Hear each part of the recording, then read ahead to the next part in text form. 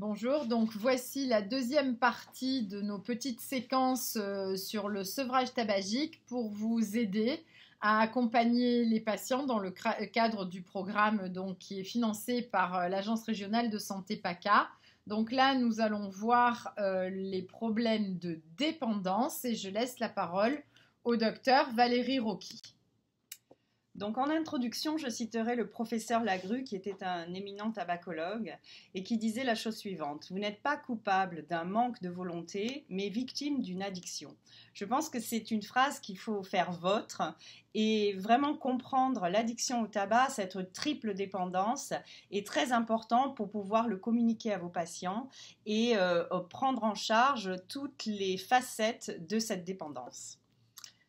Donc un message, les patients sont victimes d'une addiction et une triple dépendance. Une triple dépendance. Donc la volonté sera nécessaire mais insuffisante pour régler le problème de cette addiction. Donc, comment ça se passe concrètement, cette dépendance en fait physique? Donc, il y a une dépendance physique, une dépendance comportementale et une dépendance psychologique.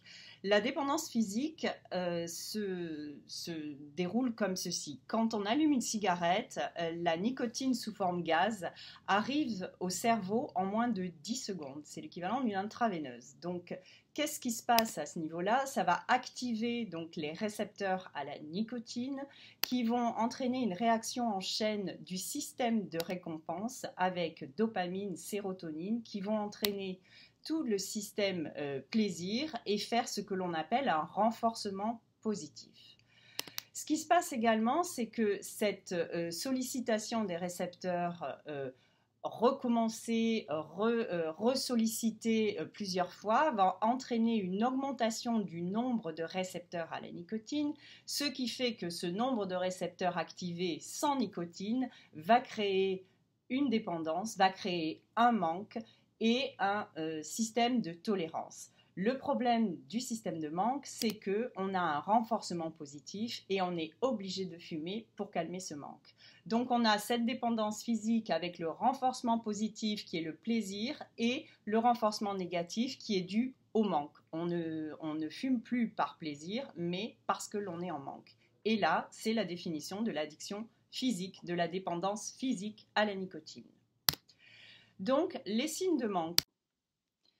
Donc, il est très important d'identifier les symptômes de manque. Alors, évidemment, il y a l'envie de fumer, c'est le craving, c'est-à-dire cette envie irrépressible de consommer.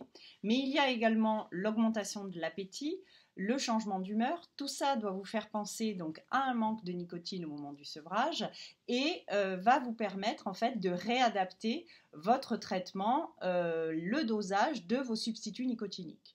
Donc quelqu'un qui vous dit je n'ai pas eu du tout envie de fumer, mais par contre j'ai vidé le frigo, on n'est pas bon dans le dosage des substituts nicotiniques et ce sera à revoir rapidement dans les 7 à 10 jours après le début du traitement.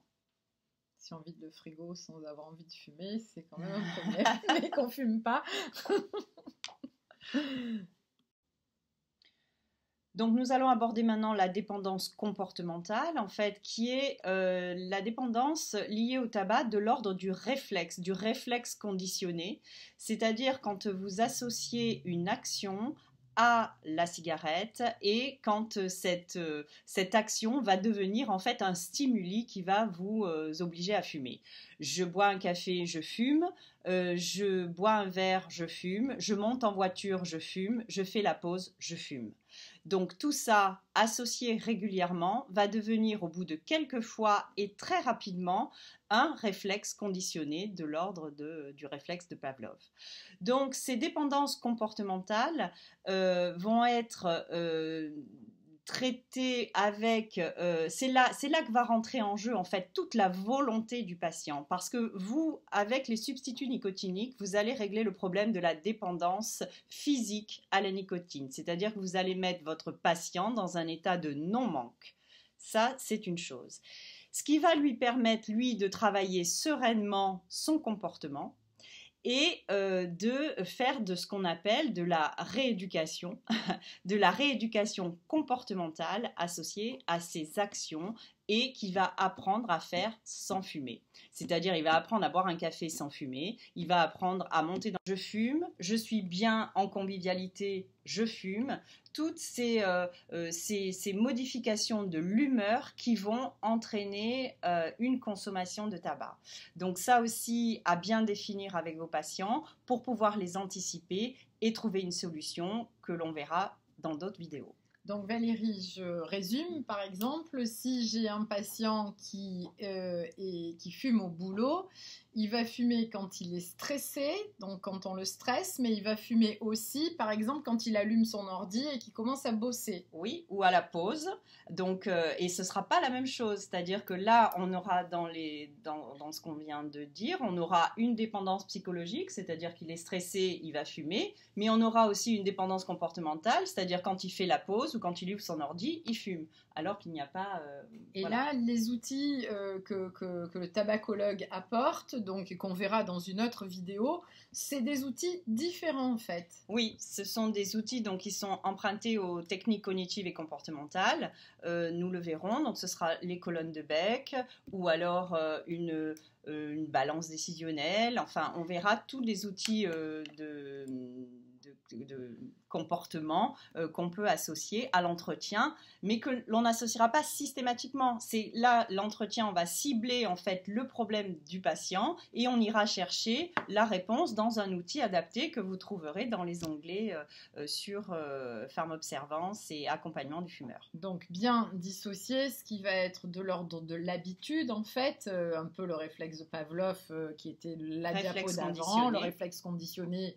Je rentre dans ma voiture, je fume et je suis stressée dans les embouteillages parce que je suis en retard à un rendez-vous. Donc, c'est une émotion qui va générer le fait que je vais fumer. D'accord. Plus derrière, tout mon système dopamine, sérotonine qui va me renforcer. Eh bien, les gars, j'ai bien fait de ne pas commencer à fumer. Je te laisse terminer. Voilà, donc cette dépendance physique à la nicotine va être évaluée, nous le verrons, par le test de Fagerström au cours de l'entretien. Et c'est un outil fondamental dans le sevrage tabagique qu'on déroulera tout à l'heure dans l'entretien. Et donc les outils seront là encore une fois disponibles sur le site de l'URPS. Et je vous rappellerai à la fin que si vous avez des questions précises, vous pourrez les poser en envoyant un mail sur pharmacien-paca@urps-pharmacien-paca.fr. Merci de votre attention.